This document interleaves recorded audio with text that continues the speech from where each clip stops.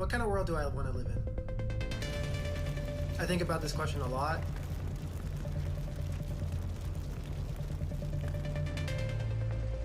For our generation and for specifically my group of people, which is refugees, the circumstances might dismantle any vision of the future that we have. You're trying to rebuild, you're trying to make a future for yourself, and then the climate-related disaster comes and you start again. It's not about how it's affecting you now, it's about how it's affecting you your entire life. First step to understand is that we're all a part of it. None of us are going to be left out by the crisis. We're at a stage where if we don't act now, really there won't be very much left. There are generations that will never see certain things that we grew up seeing in real life. We have to start treating this like the emergency it is. To achieve the 17 Sustainable Development Goals, we have to go from an intention to a serious commitment.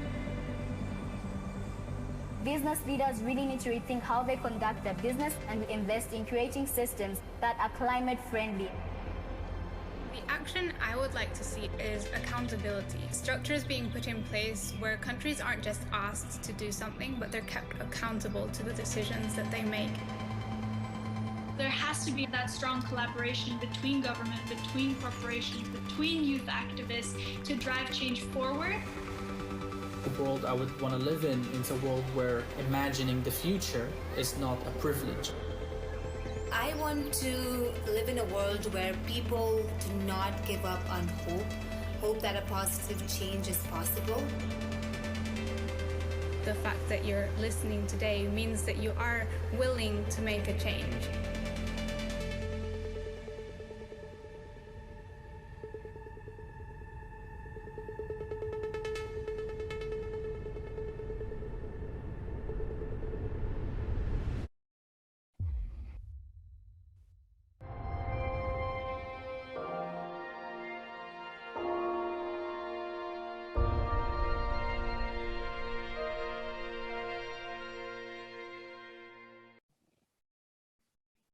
Hello and welcome everyone. My name is Tom Perriello. I'm the Executive Director of the Open Society Foundation for the US, and I'm extremely excited to be with this amazing set of women leaders on the issues of trade, social justice, and the movement of people. The roots of trade policy did not come out of a moment of idealism or hypothetical academic discussion. It came out of the carnage of world wars and of Great Depression. And from that, there was a belief that trade could be not just a mechanism for somehow maximizing the volume of trade, but actually was an important component of building kind of social cohesion and raising of the floor of conditions that would prevent that kind of human carnage we've seen in the past. We're now coming out of and facing a series of extremely serious challenges. We have a global pandemic. We are well into a decade of the worst refugee crisis since we began recording numbers, probably in human history, which could be exacerbated by some recent conflicts that continue to grow. And we have a climate crisis whose impacts are being felt in many of the most vulnerable parts of the world. We've also seen an inspiring movement for liberation, for justice, for equality, including the movement for Black lives in the United States, indigenous movements around the world, Me Too movements, and others. We see right now a moment not unlike that after World War II, in which we're asking the question, what is it we want to accomplish with our trade policy? How is it that we want to affect lives? Is it the end in itself, or is it a means? And to the extent it is, has it been actually reducing inequality with an eye towards issues of race, gender, and ethnicity? Or where has it been actually part of exacerbating that problem? Where is this something that's driving geographical inequalities that create and undermine social cohesion in countries? We see a global economy whose fragility has been shown not just to come from barriers to trade like tariffs and non-trade barriers, but from issues of failed states, of issues of exclusion from the economy for entire categories of the population. And we have an amazing set of 3 leaders to talk to us about these challenges and these opportunities. I'm excited to be joined by Angélica Romero, the General Director of Multilateral Economic Affairs for the Ministry of Foreign Affairs of Chile. We have Pamela Koch-Hamilton, the Executive Director of the International Trade Center, and Penelope Naas, the President for International Public Affairs and Sustainability at UPS. And we are excited to dive into this topic. But before we do, I'd like to invite all of you to click on the link in the chat to answer a quick poll question on Slido to see where our audience stands on the question, should trade policy attempt to address inequalities between different social groups? 1 for yes, 2 for no, or 3 for I'm unsure. Should trade policy attempt to address inequalities between different social groups? 1 yes, 2 no, 3 I'm unsure. What I'd like to do now is open it up to this group of global leaders to give us some thoughts on this range of topics, including what they face in either their institutions as a mission or their countries. And I'll start with you, Angélica. Chile has certainly had a dynamic few years, the last few years, and your government has been a very strong advocate for incorporating a gender perspective into trade policy. Can you elaborate a little bit on both Chile's experience of this in their own country, but also in trade policy on the issues of gender equality? Thank you so much. Thank you. Thank you very much, Thomas. Good evening to everyone, to you, to Pamela, Penny, and also Shen, who is with us. It is really a pleasure to be with you in this panel tonight. On behalf also, I want to give the greetings from our Vice Minister of Trade, Mr. Rodrigo Yáñez. And it really represents a great opportunity to share with you and also with the audience, Chile's ambitious and forward-looking, gender and trade agenda. Over the past year, Chile has been working to ensure that the benefits of trade are more widely shared, as well as promoting a more resilient, sustainable, inclusive global trade. And this is very, very important, and more important than ever because of all the social and economic challenges that the pandemic has brought globally, and the disproportionate impact it has had on women and also on girls. The COVID-19 crisis has deepened inequality of every kind. And for example, in Chile, in our country, the extreme poverty increased almost 5% in households headed by women during the pandemic. And today we have an opportunity to assess what we have been achieved so far and introduce some new initiatives that promotes gender equality in trade.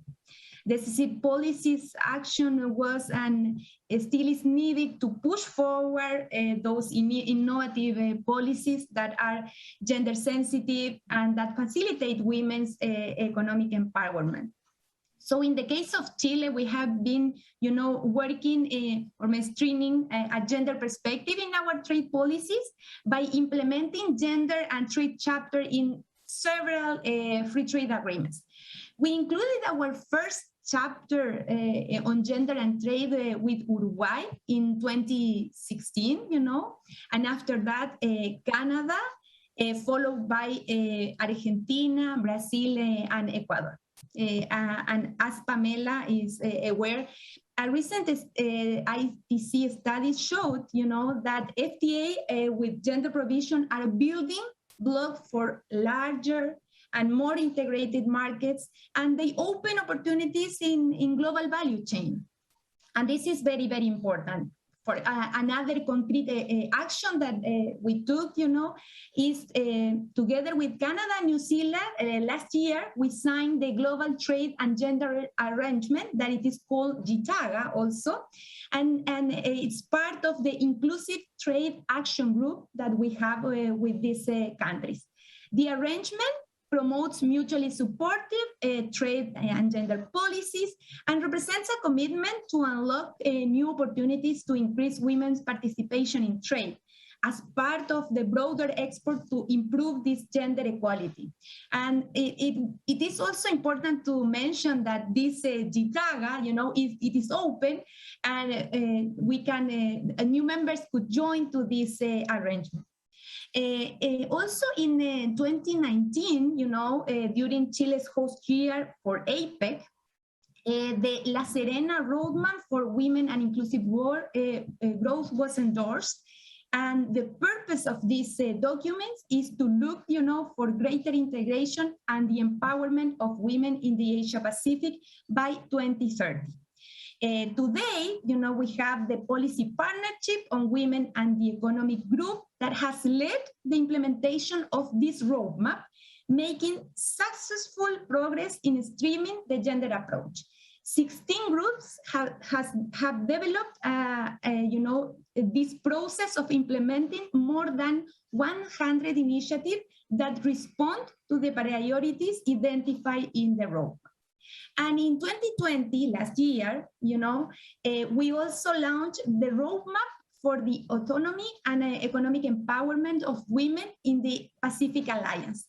This is, Chile as a coordinator of the Gender Technical Group in the Pacific Alliance is leading, the implementation of this roadmap, and around 30 projects that we proposed by different working groups within the Pacific Alliance are implementing during this year and also next year. And we have been also very engaged in the discussion, in the WTO, particularly the informal working group on trade and gender, that it is building on the Buenos Aires Declaration for Women Empowerment in 2017, and also the OECD that has proposed, an analytical framework to evaluate the effects of trade policies on women. And this is very important because we need this input, this data, in order to know the impacts that we are having, in the formulation of gender-sensitive public policies. So Chile has been very, very actively, alongside with the OECD, with the WTO, with APEC, Pacific Alliance, and in other forums. And we think, that these are very concrete action in order to promote, to advance in the fulfillment of women's full participation in trade. And we will continue to work on that path, since we know that this is the only way to, really find this truly inclusive trade system. And of course, we are confident that we will get there. Of course, this kind of discussion is very, very useful to move things toward that achievement. Thank you so much for that. And when I come back, I'd really love for you to speak a little bit more about looking at questions of inequality among women, where you're looking at issues of class and education level and race and ethnicity, and how we make sure that that's being addressed also within this context as you see it in Chile when I come back to you. So I just wanted to tee that up. Pamela, I know ITC has been working on measuring progress in trade and gender policies, and would love to hear from you just an overview of what works and what doesn't, and what are some of the key factors that really make sure trade policy is inclusive. Thank you so much, Thomas, and hi to Angélica and to Penny. Great seeing you guys. Thanks for the opportunity to share on this really critical topic of making trade policies truly inclusive from a gender perspective. The International Finance Corporation estimates that 1 in 3 businesses are owned by women. Yet they have on average lower sales and assets and often operate in saturated low-profit sectors and markets. Additionally, 70% of women-owned SMEs in developing countries are underserved or not served by financial institutions. We're all feeling the brunt of COVID in multiple ways, but if there's one group which has been especially hard hit, it is women. We're seeing higher employment losses for women globally, 5% for women compared to 3.9% for men, according to the ILO. And women-owned businesses across multiple countries are also experiencing higher closure rates, which are in part due to them operating in sectors which were impacted by the pandemic, such as hospitality and tourism, and in particular the country I come from and the region that I come from, the Caribbean. However, this was also due to what has been coined as the care crisis, which intensified when nearly 90% of countries closed schools, increasing the time women spent in unpaid care work. And so within this context, ensuring gender considerations are taken into account in trade policies is a must if we want men and women to benefit equally. We need to promote fair and inclusive policies in one of the major aspects of our work. And I want to mention what Angélica said about including gender provisions in their trade agreements. This is critical, and it's one of the recommendations that came out of our guide. Our flagship program, the She Trades Initiative, is dedicated to working directly with women entrepreneurs to improve their export competitiveness, while also addressing obstacles in the ecosystem which are hindering sustainable and inclusive trade. The She Trades approach to gender data is twofold. We've developed and deployed firm-level business surveys to help capture information at the grassroots level. And through these surveys, we can understand what women export and the types of barriers they face. At the same time, through the She Trades Outlook, ITC's policy tool on women and trade, we're also able to create a bird's eye view of the policy ecosystem in a country in order to examine data gaps, identify the areas for policy reform, and share good practices across countries. To date, the She Trades Outlook includes 38 countries across and 80 good practices. So coupled with in-house technical assistance, we're also able to take this work one step further and actually provide countries with tailored support for inclusive policy reform. We have supported over 10 countries on topics ranging from national trade policies to public procurement to COVID-19 disbursement packages. Given our experience, there are a few key lessons we can share about what works well to create transformational change. The first is that data matters. Countries that put in place frameworks and mandate collection of gender data on a regular basis tend to do better at creating more conducive ecosystems for women. Regrettably, the data landscape is fragmented, making it difficult to get a good picture of many aspects of women's participation in trade. Data collection should be complemented with improved consultation mechanisms to give women's associations a voice on policies that affect them. Secondly, government commitment is key.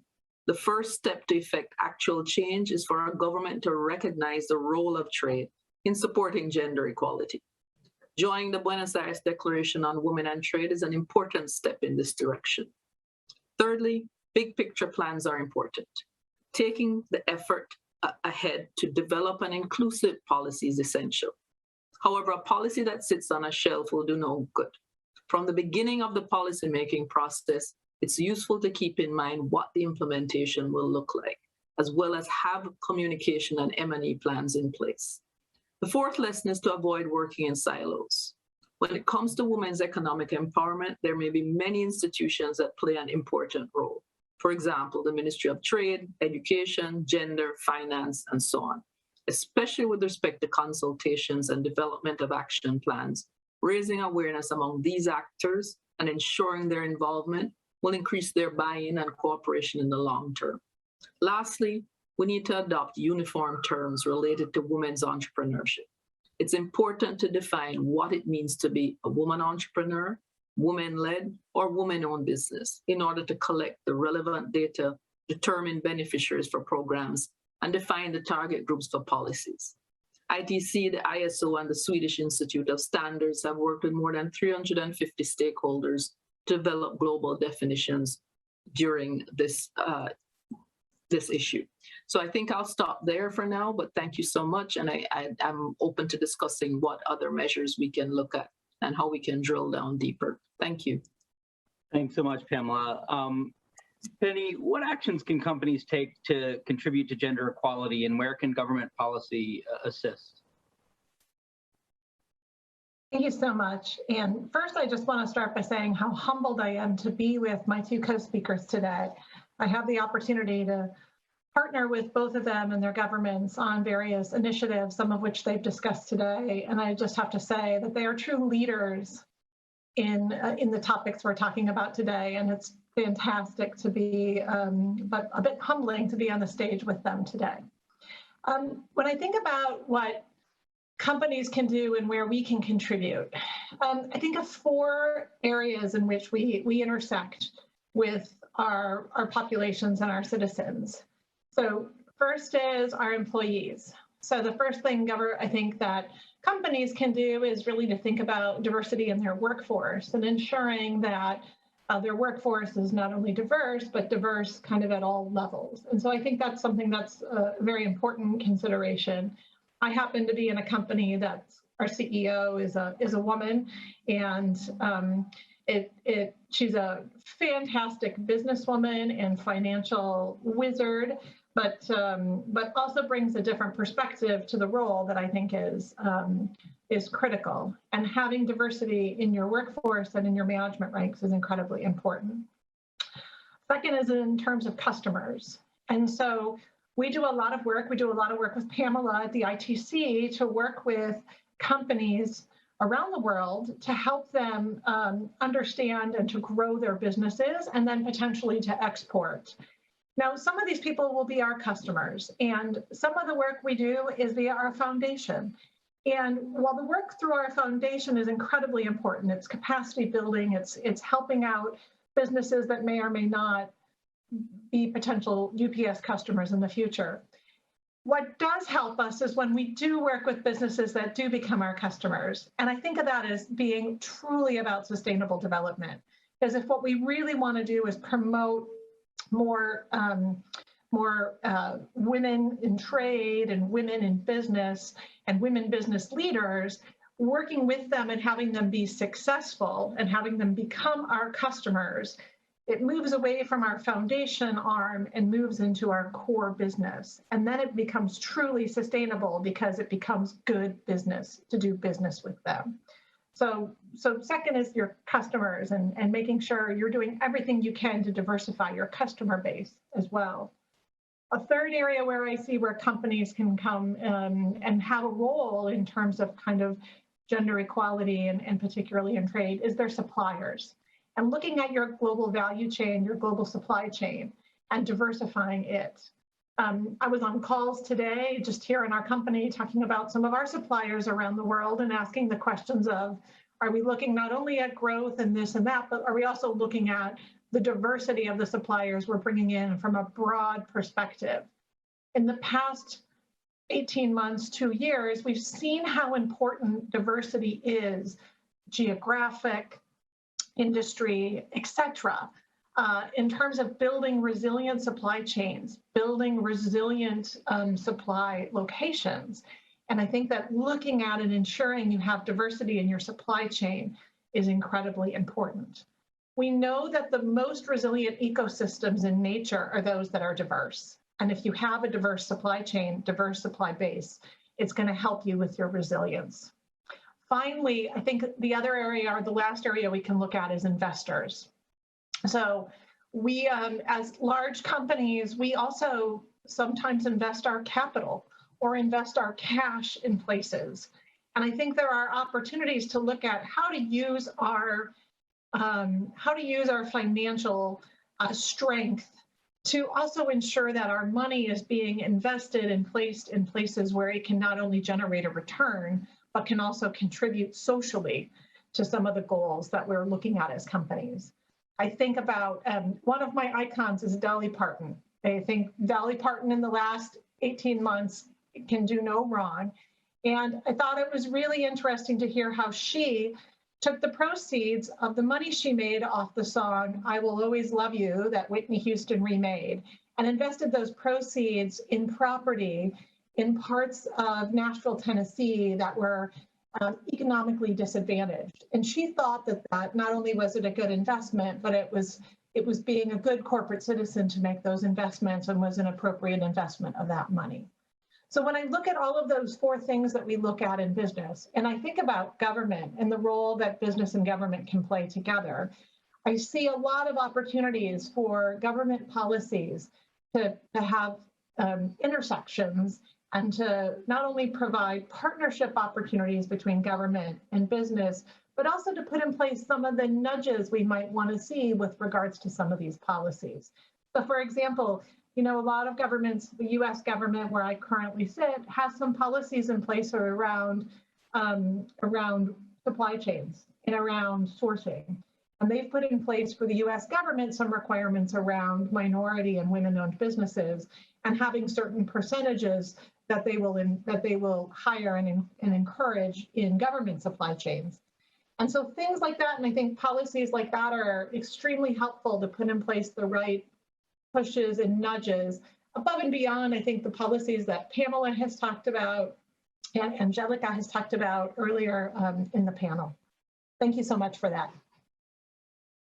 Thanks, Penny. I think it's worth noting, if I can take the privilege, that UPS has been seen as a very pro-worker company as well, and that has really served them well through this pandemic. When some other companies in similar industries have taken hits, both brand hits and stoppage hits, and I think it's a good example of this question of like whether raising the floor for workers really does ultimately create not just good brand equity, but good economic resilience. And so certainly UPS's efforts in that regard are worthy of note.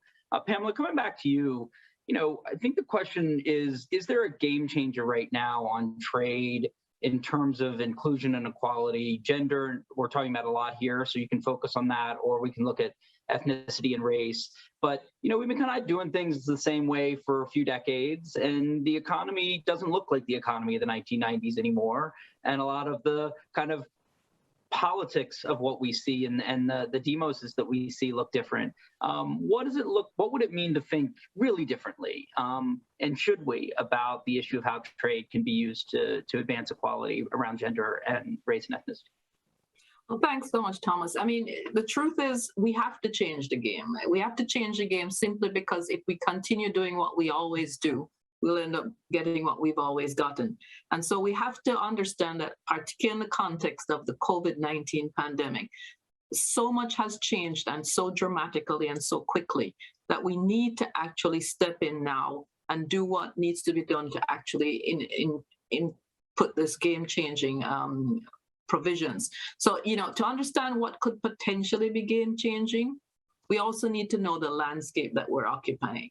And one of the good things is that the International Gender Champion Trade Impact Group and the Buenos Aires Declaration placed the trade and the gender agenda firmly on the table and led to the establishment of the WTO Informal Working Group. And we hope that this is just the beginning. There's been a lot of momentum building at the multilateral trade and gender level, but the new normal demands a bolder ecosystem approach that engages a broad coalition of stakeholders nationally, regionally, and internationally. So the WTO Informal Working Group is currently developing its MC12 deliverables. I can't say what there is to expect, but I can surely share with you what I think should happen at MC12 and beyond. I think, first of all, we need to ensure developments in Geneva and at MC12 result in real change on the ground. And this will imply concrete deliverables in terms of political commitments to set up the initiatives to support women entrepreneurs and women producers, but also additional aid for trade resources, especially for developing countries, to enable them to implement these programs. I also want to encourage countries to join the She Trades Outlook. I hope that the MC12 deliverable will recommend members to adopt it, as the G7 trade ministers have done. Secondly, we need to foster greater linkages and intersectionality in the trade and gender space. At the International Gender Champions Trade Impact Group, ITC, along with co-chairs Iceland and Botswana, are also proposing a private-public partnership component to our new work plan.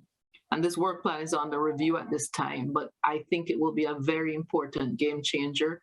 And I know Penny will be on board, so we look forward to working with you on updates in the coming months. And then when it comes to trade and gender, we need to look more at cross-cutting issues and promote women as agents of change in the circular economy, in digitalization, and across the board. We know that women are seriously underrepresented, for example, in technology, and algorithms have been built using data which are inherently biased. And so if we know where the economy is now and where it's heading towards, then it becomes all the more urgent that we double down on efforts to close the digital gender gap now. And thirdly, we need to better understand how to mainstream gender into the WTO and into international trade by leveraging WTO bodies and processes. This will bring the trade and gender into the heart of the multilateral trading system. I know it's extremely ambitious, and it requires not only expertise and partnerships, but also a mindset change. But I think it can happen. And ITC, with the support of the European Union, is working on a gender lens framework as it pertains to the WTO. And this requires several months, so we should reasonably expect that it will be discussed at MC13. But I do believe that it is time for the game to change. I think we can do it with the kind of cooperation that we have, and the fact that, you know, we have people like Penny and Angélica on this panel. I think we can leverage the goodwill and the recognition that gender is a serious issue and that women have suffered the most during this COVID-19 crisis. Thanks.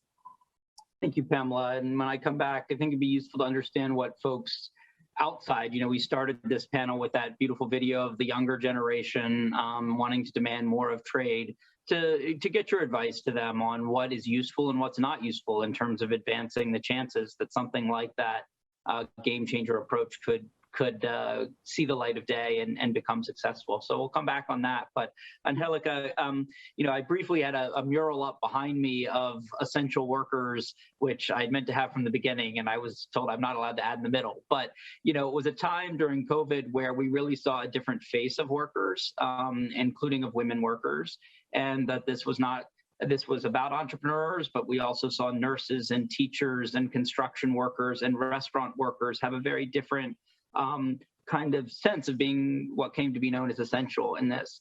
And so I'm curious with you how we make sure the gender work we're doing on trade, make sure all women are seen in this process.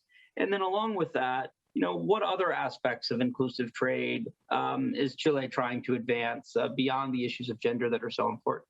Thanks. Thank you very much for those questions. Well, with regard to work with different type of women that leads different sectors, and it is very important, something that Pamela told us, you know, the work with the other ministries, you know, this is very important, because in that regard you could work with, you know, the Ministry of Education, the Ministry of Labor, the Ministry of Gender, you know, and equity. So it is very important to see what we can do, you know, together in order to bridge those gaps, you know, and support the women, and not only in trade, but also in other aspects, you know, and then there is also elements on digitalization, education, and areas such as science. So that's why, for example, the roadmap is very broad, not only the Pacific Alliance roadmap we are working on, but also the APEC, you know. So I think those things, the work that we do internally, domestically, you know, with the ministries, but also the work and the experience that we can share with partners are very, very important. With regard to the other aspects of inclusive trade, let me tell you that we do not only work on you know, the inclusion of women, but also we want, you know, to address other issues such as SMEs, you know, MSMEs particularly, and indigenous people. And we think we have, you know, it is important to mutually support and make a coherent trade, you know, with our domestic policies, and try to remove those barriers, you know, the barriers that are, you know, in trade, and facilitate their integration into this supply chain, the international trade. So we have been working, and if you see in our FTA, we have a standalone chapter on MSMEs, you know, and in fact, if you see, you know, the figures, MSMEs represent nearly, you know, the 90% of the businesses, and it provides more than the 50% of the labor force. And if you see Chile, and you know, we have a wide network of FTA, but regrettably, let me tell you that we have a very limited, you know, MSMEs exports, you know, only 1.6% of the total companies exported in last year, for example. So in that sense, it is very important to focus, the work in promoting their internationalization, in understanding what are the problems they have, reducing the regulatory barriers, supporting them in improving the access to finance, strengthen the capacity to use, digital platform, e-commerce. In fact, that Chile has recently joined the DEPA, that is the Digital Economy Partnership Agreement. So we try to include MSMEs in different bilateral trade agreements, CPTPP, with Argentina, with Uruguay, with Brazil, with Ecuador. But not only, MSMEs, we try also to approach indigenous people in trade policy, and we don't have, specific chapters or provision in our FTAs, but we consider, that there are some cooperation areas in which we contemplate, supporting economic opportunities for rural and indigenous women. And this is the case, for example, with the GITAGA, the Global Trade and Gender Arrangement, that has this area of cooperation, or in CPTPP, in which we have, an area of, cooperation provision on area of traditional knowledge, traditional cultural. So we have that kind of provision. And we also have, the Export Promotion Bureau that prioritizes, in its work program, the support of the companies that are, owned by indigenous people. So since 2015, ProChile has developed this program and is supporting, different indigenous people communities in Chile to promote their products, their services, internationally. So we find that that is the way we need to evolve, to work as capacity building, mentorship, training, marketing, management, and support in a more broad way, indigenous people to have access to international trade, and through that, to the benefits that we have through our FTA. So we strongly believe that MSMEs, women, indigenous people, are the persons we need to support in order to ensure that trade, is supporting to have also an inclusive economic growth for the countries. Thank you, Thomas. Thank you so much. Coming back to you, Penny, you spoke some about the power of diversity that in terms of ecosystem resilience and business resilience. How can the private sector do more to contribute to racial equity and the protection of migrant workers through trade right now at this tumultuous time? Yeah, so Pamela and I have the pleasure of co-chairing a group at the World Economic Forum that works on trade and investment. And we've recently put out a paper on this topic around social justice and racial equity in trade. I think that some of the principles I've already talked about with regards to the business community, ensuring that your supply chain is diverse, ensuring your customer base is diverse, and you're doing what you can to help diverse businesses expand their business, how you look at your own workforce, all of those are equally applicable when we think about the issues around broader diversity and some of the social justice issues in our day-to-day businesses. And some of the, I think, government policies also intersect and are very similar. But in our paper, we articulated a couple of specific areas whereby trade in particular could look at and potentially contribute to eliminating some of the discrimination or bias that we see in the world today when it comes to certain disadvantaged groups. And I think Pamela has already articulated that one aspect of that is data. You almost need to shine a spotlight on some of it in order for people to understand. One thing that we've seen is that in some places in Canada, for example, we work with indigenous populations. They're actually very successful at exporting, and there may be lessons to replicate in some of the programs that the government has put in place that may be something of interest to look at elsewhere. It's then looking at the rules. And when you look at the international trade rules, they're premised on non-discrimination. But the question is, how can we take that and move that even further? How can we maybe be a little bit more, in some cases, affirmative about the lack of discrimination or the elimination of discrimination in certain areas? So at the WTO, there's the domestic regulation negotiations that are ongoing. These involve what I would call non-tariff barriers for services. And there's a provision that looks at eliminating discrimination for anybody that's in these trade agreements with regards to gender. So licenses and permits will not be able to be issued based on gender as a criteria. It's a small, it may sound small because there's not a lot of them that are out there, but it's an important signal that gets sent with regards to discrimination will not be tolerated in these trade agreements.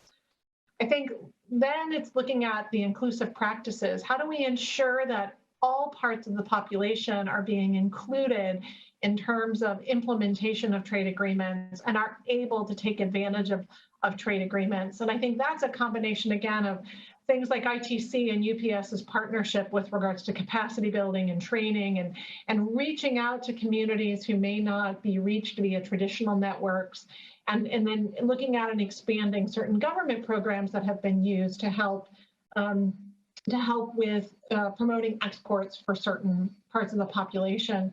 And then again, kind of going back to starting with the data and ending with the data, making sure that you monitor and assess where things have landed after all of this, and then tweaking where appropriate and where maybe the consequences haven't been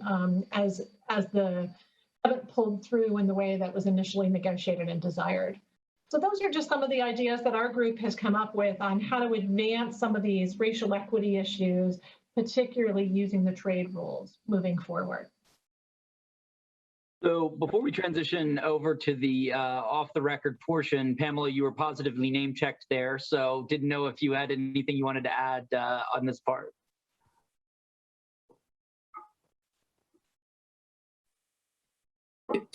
Oh, yeah, thanks so much, Thomas, and thanks, Penny, for highlighting our co-chairmanship and the paper that came out.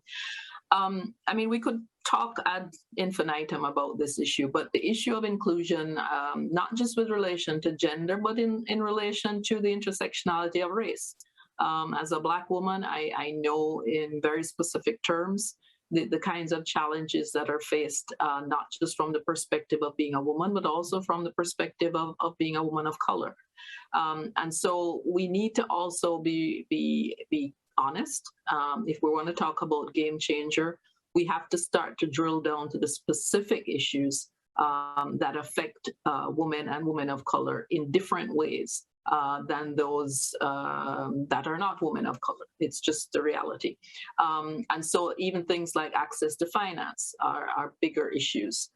Things like government procurement contracts, which is a huge opportunity for many women, but can we realistically engage in that? Indigenous women, you know, you look at the rate at which, you know, issues of non-inclusion in the economics of the society, and then the rate of suicide. And we begin to look at all the various elements. So that's, you know, I don't want to go on, but I could. But what I'm saying is that we need to be, I think, ambitious. We need to be honest, and we need to begin to be brave enough to challenge what has continued to be a very dysfunctional situation for women, and by extension, women of color for a very long time. Thanks, Thomas. Thank you so much, Pamela. So I think we're transitioning, if our tech support will have it, into the discussion, more open discussion portion of this. So I think we will just proceed with that.